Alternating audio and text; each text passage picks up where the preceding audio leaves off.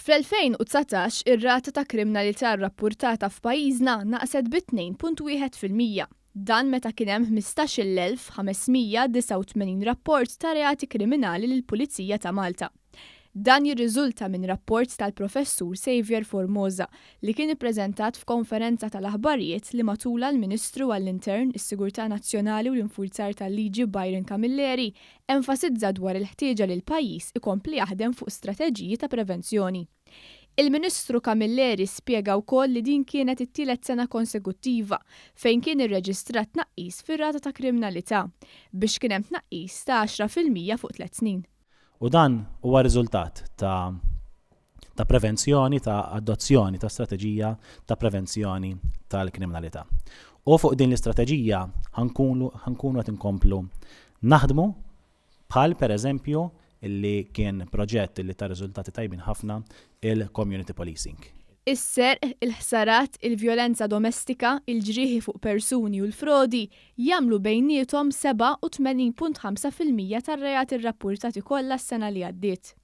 Fil-preżenza tal-Aġent Kummissarju Carmelo Magri kien spjegat kif fost l-iktar sinifikanti kien hemm it-tnaqqis fir-reat tal-pickpocketing għalkemm żdied is-serq mill-karozzi u mir-residenzi. Kien hemm tnaqqis ta' 1% fir-rapporti dwar vjolenza domestika u naqsu wkoll b'mod sinifikanti r-rapporti ta' frodi. Kien hemm fatturi interessanti oħra minn dan ir-rapport. Il-kriminalità ġewwa San Ġiljan illi irreġistrat l-inqas rata ta' kriminalità fih 15-il sena. U hija konsiderevoli għaliex kulħadd jaf San Ġiljan xem Paċeville illi mhux biss huwa post residenzjali imma huwa aktar post ta' divertiment, post li jospita diversi tipi ta' negozji, ħwienet ta' xorb, ħwienet ta' divertiment, u madwar l-Ewropa d-dinja kollha jassoċja anke wieħed ċertu crimes anke ma' daw it-tip ta' postijiet. U allura nilqa' b'sodisfazzjoni li anke l-Korp tal-Pulizija irnexxielu illi ġewwa din il-lokalità ta' San Ġiljan inaqqas anke il-crime rate li huwa l-inqas fi 15-il sena. Kien hemm ukoll 17% tnaqqis f'reati marbuta mal-użu tal-kompjuter u 54% inqas rapporti dwar każi ta' droga. Riflessjoni wkoll ta' tnaqqis ta' droga fil-ħabs. Naqsu wkoll ir-reati ta' teddid u vjolenza pubblika b'8%, iżda żdiedu r-reati ta' offiżi sesswali b'21%, b'15% naqsu l-każi ta' vjolenza kontra uffiċjali pubbliċi.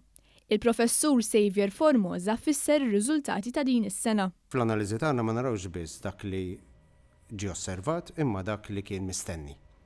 U fir-realtà is-sena l-oħra kellna kważi 5,000 jew 6,000 inqas reati minn dak li kien mistenni minn s-sena l-oħra.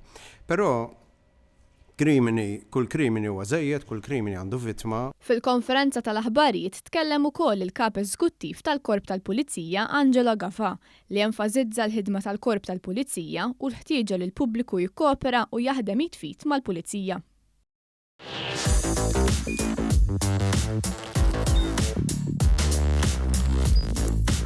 Idħol fuq one.com.mt u hemmhekk tista' tara l-programmi kollha li jxandru fuq One permezz ta' One Play.